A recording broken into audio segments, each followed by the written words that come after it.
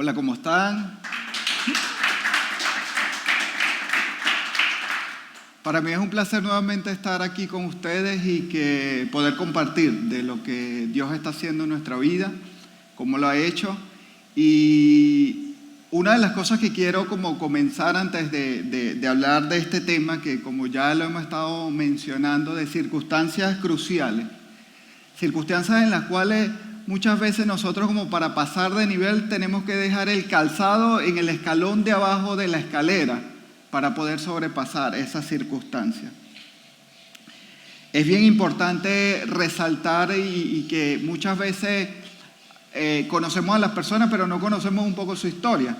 Y la historia nos ayuda a nosotros poder entender muchas veces por qué ciertas personas reaccionan de esta forma o de aquella forma, o de qué manera esta persona está enfrentando los desafíos que tiene diariamente o que ha tenido en el transcurso de su vida. Quiero hablarle un poquito de nuestro grupo familiar. Yo conocí a mi esposa en el año 2000. Un año después nosotros estábamos planificando nuestra boda. Nos casamos en el año 2002. Yo recibí al Señor unos meses después de haber conocido a Emi. Emi sí era una persona que ya tenía algunos meses practicando todo este tema de lo que era ser cristiano.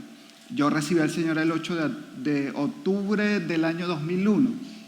Nos casamos en el año 2002. En el año 2004 nació nuestra primera hija, Elizabeth. Pero siempre en la historia hay un año que determina todo lo que somos. Para nosotros el año 2008 fue un año que marcó, yo creo que mi relación de antes y después con el Señor. El año 2008 nosotros fuimos a un congreso, salimos, servimos a la iglesia por mucho tiempo, salimos a un congreso, regresamos de ese congreso nosotros con las pilas así bien cargadas, y justo ese domingo, recuerdo que nos tocaba enseñar a Emicelia y a mí sobre lo que habíamos recibido en este congreso, y en pleno servicio pasó un acontecimiento que fue como bien importante para nosotros.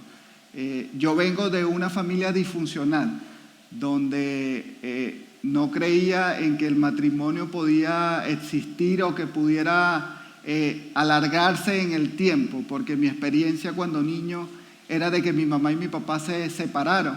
Yo tenía como 8 o 9 años cuando ellos se separaron.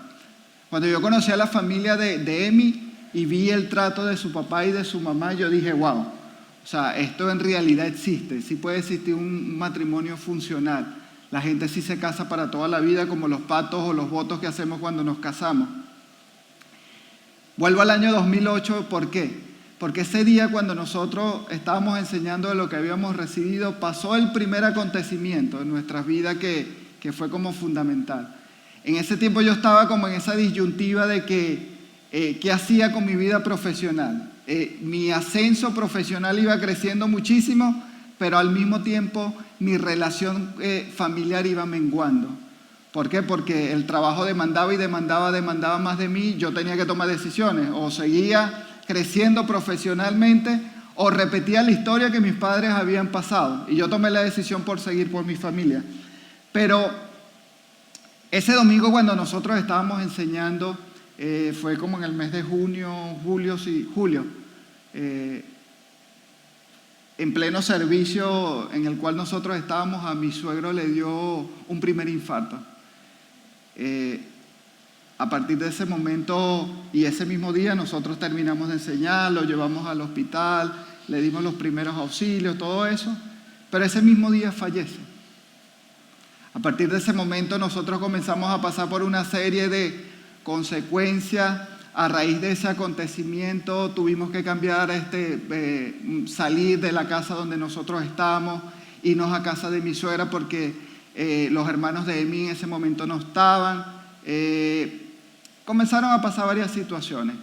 Yo recuerdo que en el año 2011, en el año 2009, Emicel también estaba embarazada, nació nuestra segunda hija, Cristi, y unos meses antes de ella dar a luz o que Cristi naciera, Emi estaba en el auto, iba manejando y una patrulla de la policía se pasó el semáforo en rojo y le impactó directamente el auto. El auto quedó casi que en pérdida total. Nace nuestra segunda hija, Cristi, y comenzaron a pasar consecuencias ahí. Yo creo que el luto en nuestro corazón y en nuestra mente duró aproximadamente 4 años. 4 años en el cual esta situación nos sumergimos y sí, seguíamos sirviendo a la iglesia. Nosotros éramos pastores de la iglesia en la cual estábamos, seguíamos cumpliendo con nuestro rol como pastor, pero había algo dentro de nuestro corazón que no estaba bien. Había algo que nosotros necesitábamos aprender en ese tiempo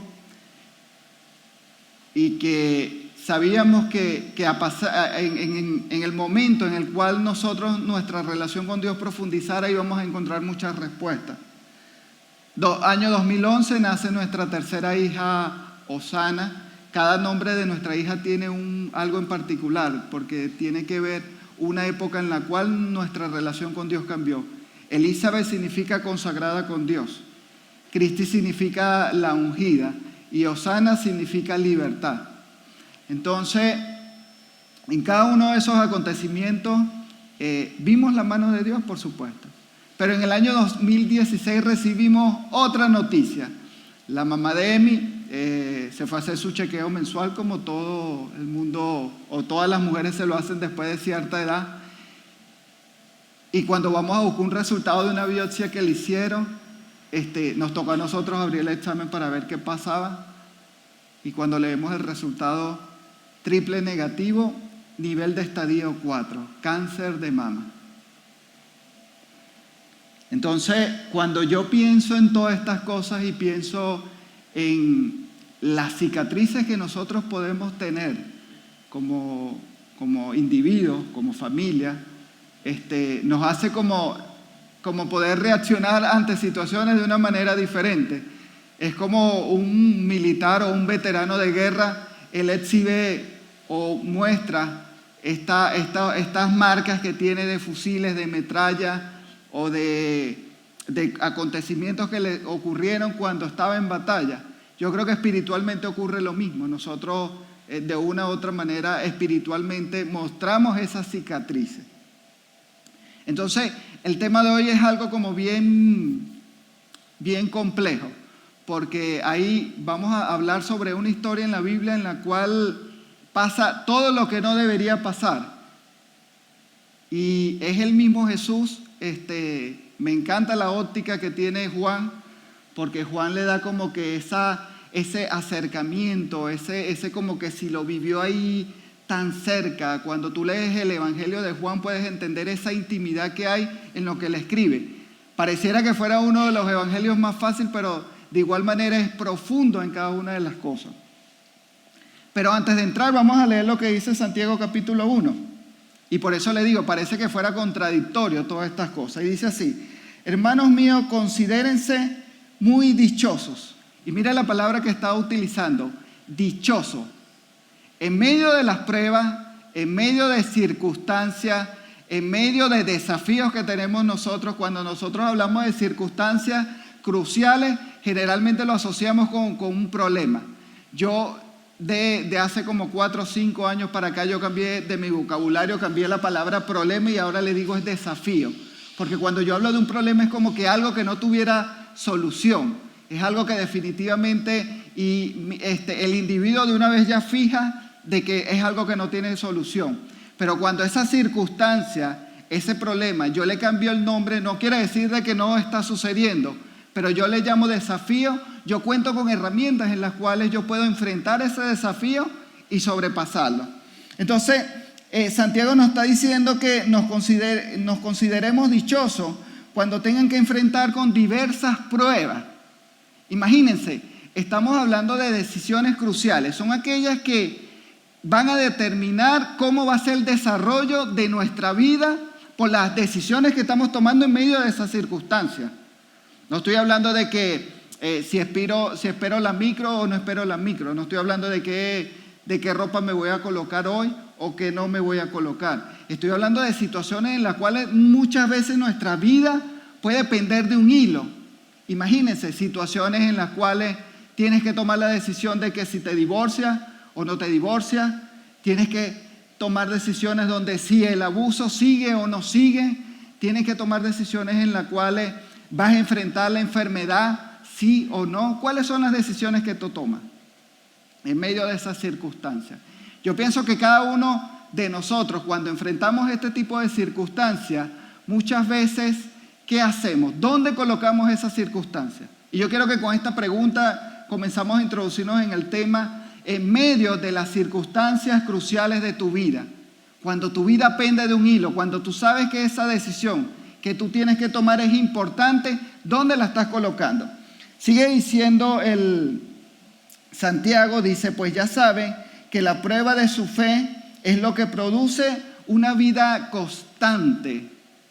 Y fíjese la palabra que está utilizando nuevamente, una vida constante. Dice que la fe viene por el oír la palabra de Dios. Lo importante es de que nosotros en medio de las circunstancias, ¿qué estamos haciendo? ¿Continuamos? ¿Nos detenemos? ¿O pensamos que ese desafío en el cual nosotros estamos enfrentando incluso muere? Y dice, y la constancia debe llevar a feliz término la obra para que sean perfectos e íntegros sin que les falte nada.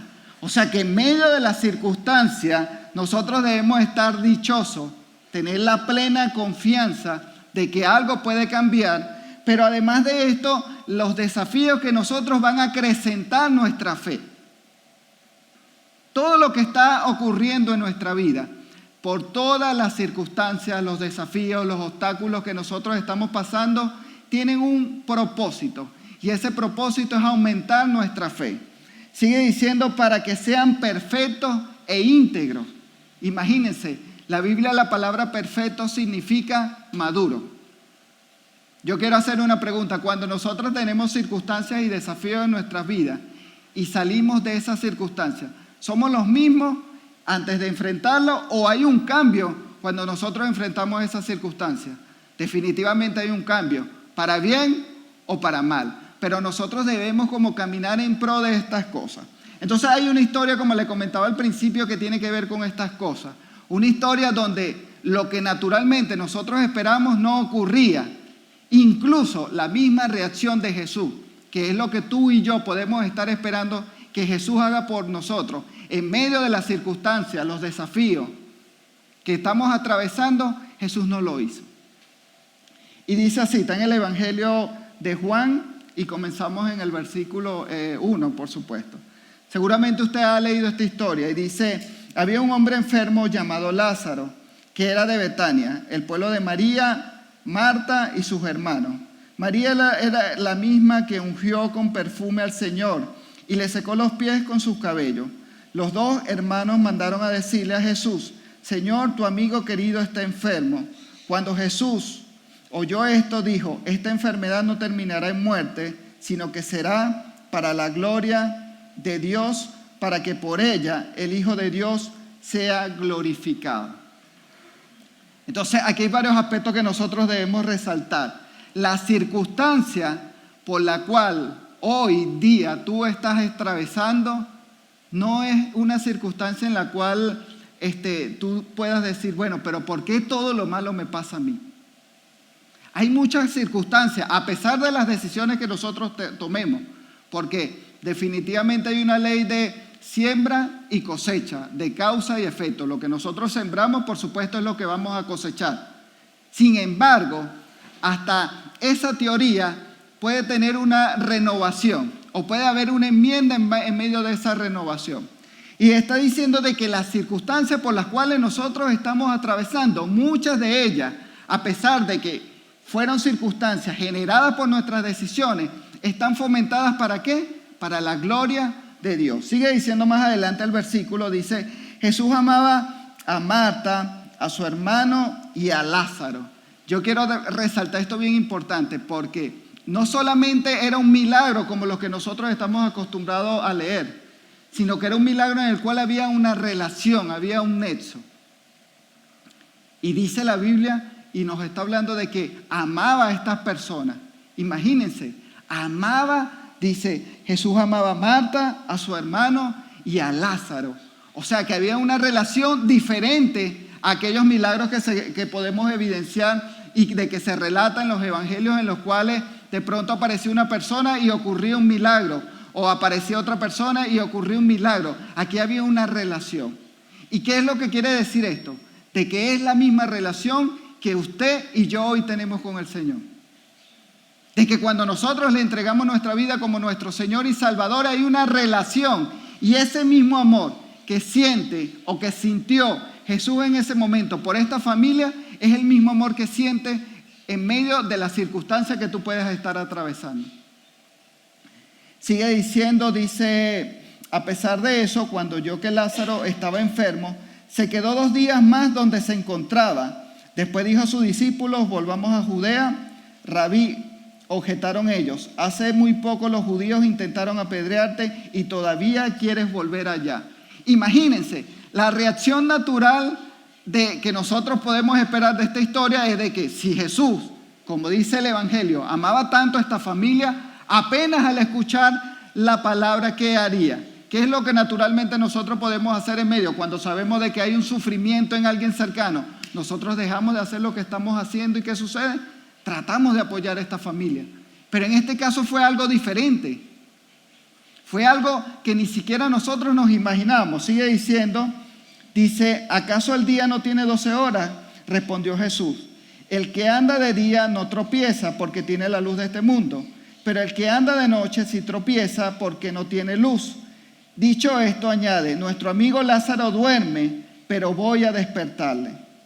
Señor, respondieron sus discípulos, si duerme es que va a recuperarse. Jesús le hablaba de la muerte de Lázaro, pero sus discípulos pensaron que se refería al sueño natural. Ellos le estaban comunicando de que en ese momento Lázaro estaba enfermo, pero ya Jesús sabía de que él iba a morir. Entonces, si Jesús sabe lo que a nosotros nos va a pasar o lo que nos sucedió en el pasado, en el presente y en nuestro futuro, ¿por qué no tomó la decisión o la determinación de inmediatamente? En las situaciones en las cuales tú puedes estar atravesando, estoy hablando de situaciones cruciales, puede ser la restauración de una relación que se perdió, puede ser la restauración de una relación de un hijo, puede ser algo que ya estaba muerto y que tú definitivamente dijiste, lo colocaste a un lado y dijiste, esto no es para mí. En medio de esa circunstancia, Jesús sabe que tú estás atravesando esa situación. Yo recuerdo mucho en cada uno de estos acontecimientos que nos pasaron, una de las preguntas que generalmente nos hacemos, ¿y dónde está Dios en medio de todas estas cosas? ¿Qué está sucediendo? En medio de esta circunstancia, de esta situación, ¿qué es lo que está haciendo Dios? Muchas veces preguntamos el para qué, y yo creo que debemos preguntarnos el por qué está sucediendo esto. Por eso le dijo claramente, Lázaro muerto, y por causa de ustedes me alegro de no haber estado allí.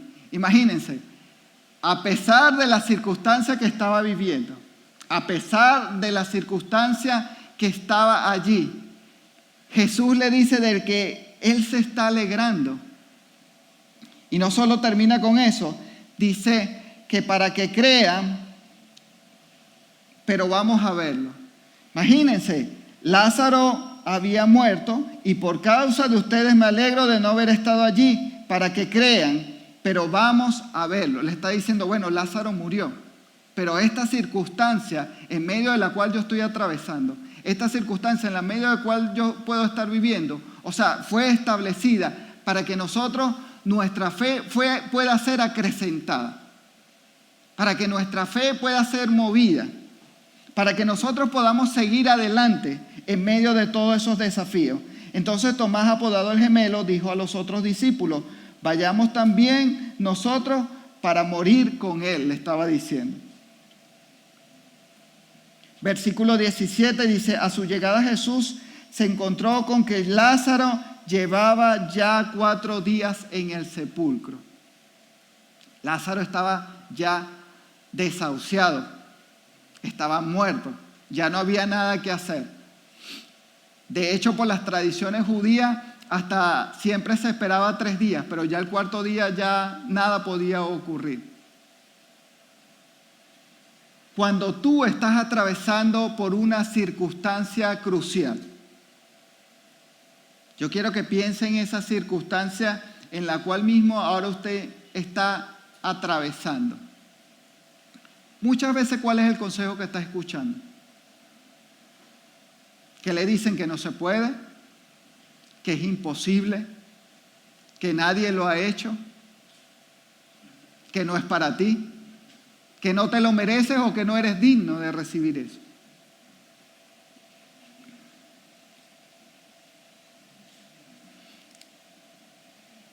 Cuando Marta supo que Jesús llegaba, fue a su encuentro, pero María se quedó en la casa.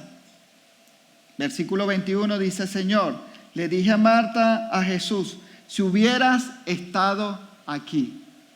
Y yo creo que esta es la palabra más importante en la cual nosotros debemos hacernos cuando estamos atravesando circunstancias cruciales. Sabemos de que ahora Jesús murió en la cruz del Calvario para que nosotros tengamos una vida plena, para que tengamos una vida en abundancia. Pero en medio de esa circunstancia tenemos 2 opciones. O le reclamamos a Dios de lo mal que nos está yendo, o definitivamente tratamos de confiar en el propósito que esa circunstancia trae para cada uno de nosotros. Hay 2 vertientes, llegamos a una encrucijada y hay 2 caminos solamente que debemos tomar. ¿Cuál es el camino que nosotros vamos a elegir? Es lo que va a determinar cómo va a terminar la historia de nuestra vida.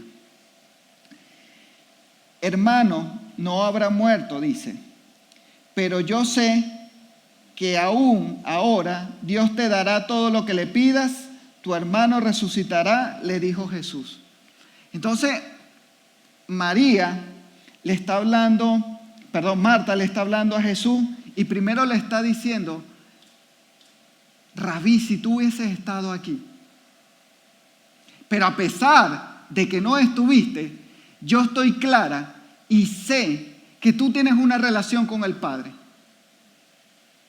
Es lo que yo puedo estar viviendo en medio de las circunstancias que yo estoy atravesando.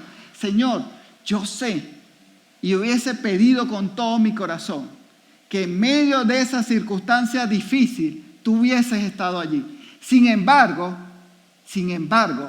le está diciendo: yo sé que tú tienes una relación con mi Padre. Yo sé que tú tienes una relación profunda con Dios. Y todo lo que tú le pidas será concedido. Imagínense la actitud de esta mujer y el conocimiento. Tenía una revelación de quién era Jesús. Nosotros, para poder enfrentar circunstancias cruciales, Jesús debe ser revelado en nuestra vida. Tiene que ser revelado por medio del Espíritu Santo. Y aquí hablamos de las disciplinas espirituales. Hablamos de las relaciones providenciales en nuestra vida. Hablamos del ejemplo práctico de lo que recibimos a través de la Biblia, que es todo lo que hemos mencionado a través de esta semana. Hablamos del servicio, que son las cosas que nos relacionan y nos conectan con una relación íntima y personal con el Señor. Si nosotros no tenemos revelado lo que significa Jesús en nuestras vidas, estas circunstancias pueden terminar y no van a terminar de la mejor manera. Sigue diciendo, dice: yo sé que resucitará en la resurrección en el día final, respondió Marta. Entonces Jesús le dijo: yo soy la resurrección y la vida. El que cree en mí, aunque muera, y todo el que vive, cree en mí, no morirá. Y le pregunta: ¿crees esto? Ese sueño por el cual tú has estado la mayor parte de tu vida peleando, batallando, esa circunstancia crucial, ¿tú crees que Jesús tiene la potestad de revertirlo? A pesar del resultado como Él ahorita esté, a pesar de que esté muerto, a pesar de que esté guardado en un baúl donde guardas las cosas que no quieres recordarte y que no quieres que nadie vea en tu vida. Creemos que en realidad Jesús puede tener la potestad de cambiar esa circunstancia, de revertir eso que está sucediendo que te marcó en tu vida. Versículo 27 dice, sí, Señor, yo creo. Tú eres el Cristo, el Hijo de Dios, el que había de venir al mundo. Dichoso esto, Marta regresó a la casa y llamando a su hermana María le dijo, el Maestro está aquí y te llama. ¿Por qué nos congregamos los domingos? ¿Por qué tenemos prácticas privadas? ¿Qué es lo que cambia venir a este sitio? ¿Qué es lo que cambia mi relación con Dios? Dice, el Maestro está aquí y te llama. Cada uno de nosotros tenemos un plan y un propósito. Y depende de nosotros, como el pueblo hebreo cuando salió de Egipto, si lo hacemos en 40 días o simplemente lo hacemos en 40 años. Muchas veces damos vuelta al propósito que Dios ha establecido en nuestras vidas. Uno de los propósitos que Dios ha colocado en nuestras vidas es formar pastores. No somos gente que forma líderes. Somos personas que somos de pocas amistades y somos de pocas llegadas. Pero yo recuerdo que cuando nosotros llegamos aquí a Chile, Mauricio y María Valentina, que nuestra relación ha crecido muchísimo, pero yo puedo ver el avance de Mauricio. Y cuando veo todo esto, yo sé que hace 4 años atrás Mauri no lo hubiese tomado la decisión de hacerlo. Pero cuando hoy día lo escucho hablando, yo sé que su fe financieramente, antes era de miles, ahora Mauricio tiene que pensar en millones. Entonces, imagínense lo importante de cómo los acontecimientos que van sucediendo en nuestra vida van ensanchando lo que nosotros somos. Es como el que comienza un negocio. Usted si emprende un negocio hoy, a lo mejor necesita una fe para pagar algunas cosas. Pero en la medida de que ese negocio vaya creciendo, ¿qué necesita? Acrecentar su fe. Porque el negocio va a ir demandándole más. Es como cuando nos casamos. No es igual los hijos cuando tienen 1 año, 2 años, 3 años, a cuando los hijos están grandes. Y quiero decirle esto a los que tienen hijos chicos. Aprovechen cada etapa del desarrollo de sus hijos. Porque crecen tan rápido que a veces ni siquiera nos damos cuenta. Cuando volteamos así ya están grandes. Y dijimos, ¿y dónde estuvimos todo este tiempo? Versículo 29, dicho esto, Marta regresó a la casa y llamando a su hermana María le dijo en privado, el Maestro está aquí y te llama. Cuando María oyó esto, se levantó rápidamente y fue a su encuentro. Jesús aún no había entrado en el pueblo, sino que todavía estaba en un lugar donde Marta se había encontrado con él. Los judíos que habían estado con María en la casa dándole el pésame, al ver que se había levantado y había salido deprisa, le siguieron pensando que iba al sepulcro a llorar. Lo que naturalmente nosotros podemos pensar. Imagínense, en medio de la circunstancia crucial de tu vida, ¿cómo se te está acercando personas? ¿Y qué te están diciendo? No vas a poder hacerlo. Es imposible que lo haga. En tu familia nadie lo ha hecho. No estás ni siquiera en el promedio. O te van a hablar de la estadística dice esto o dice aquello. Y naturalmente la gente pensaba que Jesús iba a hacer lo mismo, llorar por el difunto. Sigue la historia diciendo, versículo 32, cuando María llegó a donde estaba Jesús y lo vio, se arrojó a sus pies y le dijo, Señor, si hubieras estado aquí, mi hermano no habría muerto. Al ver llorar a María y a los judíos que le habían acompañado, Jesús se turbó y se conmovió profundamente. Esta es otra palabra clave en la historia. En medio de la circunstancia que tú puedes estar atravesando, de ese desafío, de esa circunstancia crucial, Dios se conmueve contigo. Hay un pensamiento que viene a nuestra vida que nos hace sentir de que estamos solos, de que no contamos con nadie. Pero Jesús se conmueve en medio del dolor, en medio de tu sufrimiento, en medio de aquello donde a lo mejor para otros es trivial la circunstancia que tú estás pasando. Jesús se conmueve.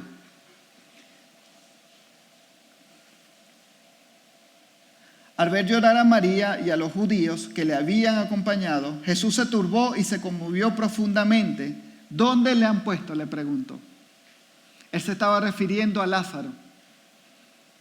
Pero yo hoy me refiero a la circunstancia por la cual tú estás pasando, por la circunstancia por la cual tú estás atravesando, aquella que te quita el sueño, aquella que en la noche te interrumpe la paz de dormir y que no te deja que tú puedas seguir durmiendo.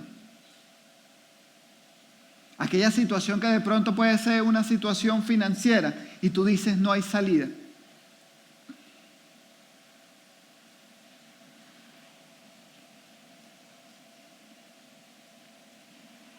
Ven a verlo, Señor, le preguntó. Jesús lloró.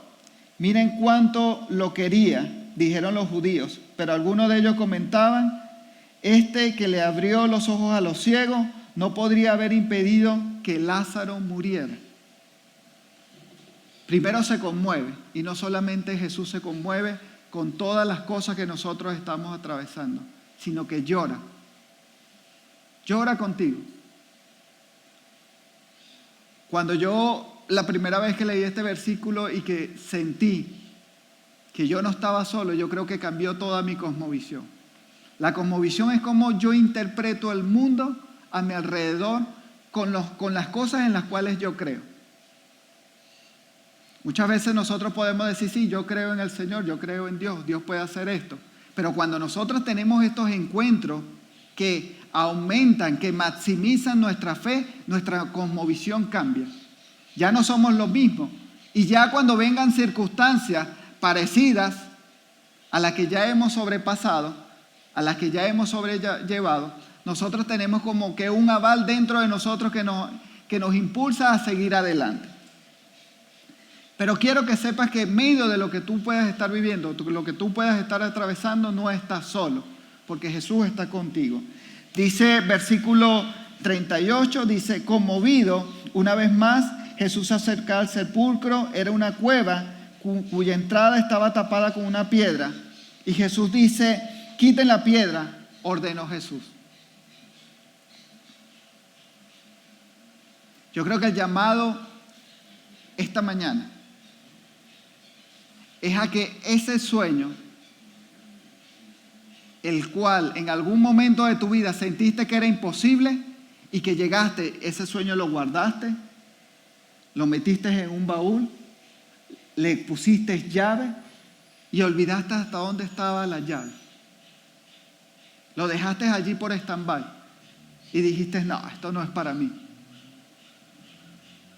Yo vengo a decirte esta mañana que quites la piedra y que destapes ese sueño, esa circunstancia crucial que te marcó.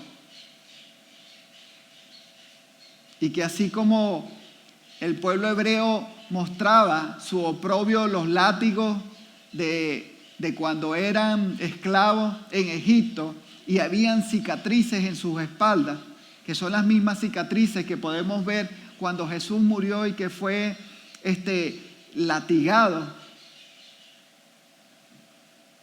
Y que tú dices, está allí, guardado.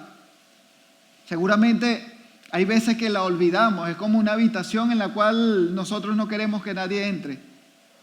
Y por las decisiones que tomamos, por cómo nos fue, no queremos ni siquiera recordarlo porque nos da dolor. Nos toca la fibra más interna de nuestro corazón. Y nos impide de que podamos alcanzar otro sueño. Allí a esa circunstancia, Jesús te está diciendo hoy, está ordenando que quiten esa piedra. Dice Marta, la hermana del difunto, objetó: Señor, ya debe oler mal, pues lleva 4 días allí. Y la pregunta que hace es: ¿no te dije que si crees verás la gloria de Dios? Le contestó Jesús. Entonces quitaron la piedra. Jesús, alzando la vista, dijo: Padre, te doy gracias porque me has escuchado. La misma oración sigue vigente. El desafío por el cual hoy tú estás atravesando, que te sientes mal, que te sientes que no puedes avanzar, Jesús te está diciendo, le está dando gracias al Padre porque Él ha escuchado la oración que tú hiciste, la plegaria. Sigue diciendo el versículo 42, ya sabía que yo siempre me escuchas, pero le dije por la gente que estaba aquí, presente, para que crean que tú me enviaste. Y dicho esto, gritó con todas sus fuerzas, Lázaro, sal fuera. Yo vengo a hablarle hoy a los sueños rotos, a los imposibles, aquellas cosas que en algún momento te dijeron que por tu condición física no podías alcanzarlo, que por tu intelecto no podías alcanzarlo, por tu estatus económico no podías alcanzarlo, por cómo fue tu infancia no podías alcanzarlo. A todos esos sueños que de una u otra manera llegaste y sepultaste. A todos esos sueños que dejaste colgados de un lado.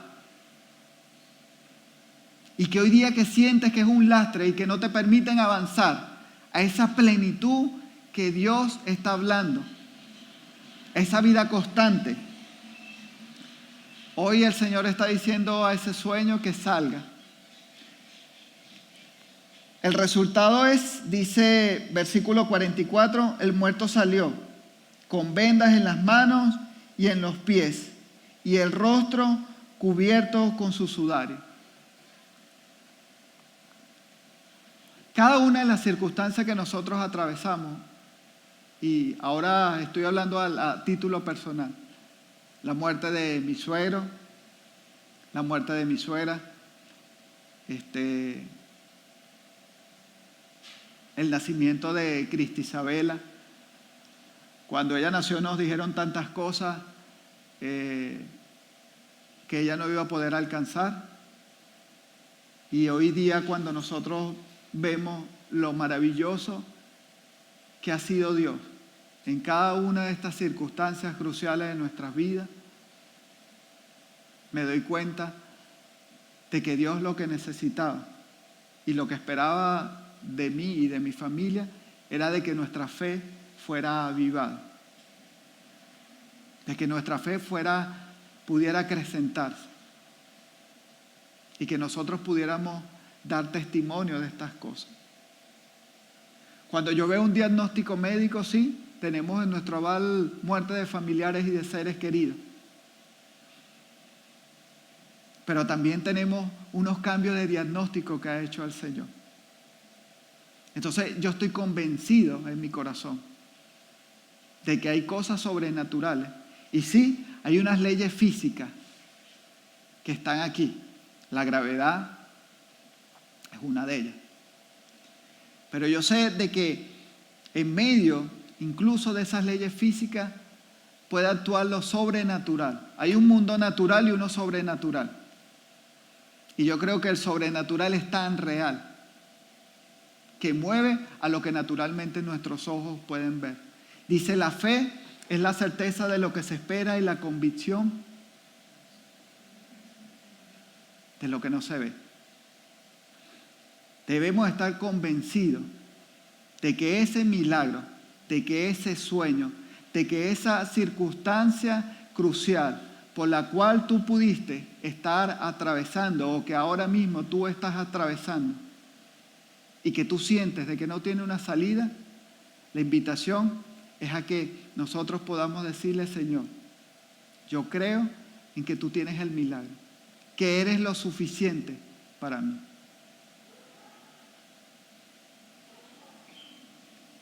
Dice el versículo 45, el más importante de toda esta historia.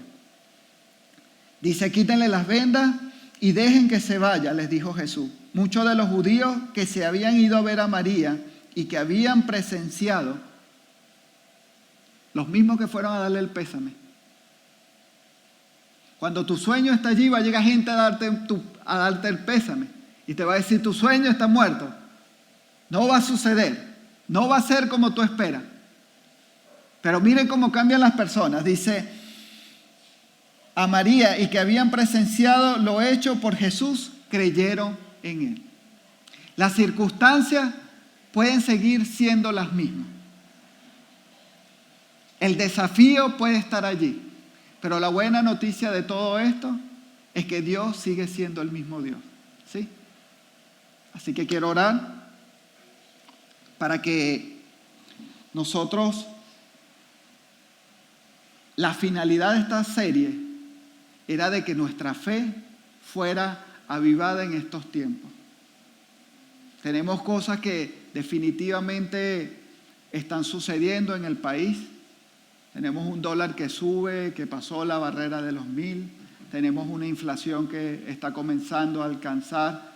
Muchas empresas no están siendo productivas y están comenzando a aplicar reingeniería para ver qué es lo que sucede. Vemos cuando vamos al supermercado de que todos los indicadores microeconómicos y macroeconómicos no están a nuestro favor. Pero el propósito de todo esto y por qué Dios colocó en el corazón de Mauricio y María Valentina esta serie era para que nuestra fe fuera avivada. Así que bueno, muchas gracias. Oramos. Padre, te doy gracias, Señor, por cada una de las personas representadas aquí, Señor Jesús. Tú conoces su presente, su pasado y por supuesto su futuro. Yo sé que en medio de esos momentos terribles, esos momentos en los cuales no han podido dormir, esos momentos en los cuales la gente está atravesando, tú has estado allí, Señor. Tú te has conmovido con ellos, tú has llorado con cada uno de ellos, Señor. Pero yo sé que tú estás allí también para darle una salida. Confío en que tu plan y tu propósito se cumplan en la vida de cada uno de ellos, Señor. Y yo sé, Señor, de que seguramente están saliendo con más preguntas y menos respuestas, Señor. Pero yo sé que en el transcurso de la semana tú le vas a conceder las respuestas que ellos necesitan para este tiempo. Te pido, Padre, por la vida de cada uno de ellos, Señor, y te pido que los sorprenda. Declaramos aumentos de sueldos sobre ellos, Señor. Declaramos cosas sobrenaturales, que cada deuda está siendo cancelada, de que tú estás trayendo reunificación familiar, de que tú estás trayendo restauración y sobre todo que tú estás colocando una palabra de esperanza sobre su vida. En el nombre poderoso de tu Hijo Jesús, te damos las gracias, Señor. Amén. Muchísimas gracias.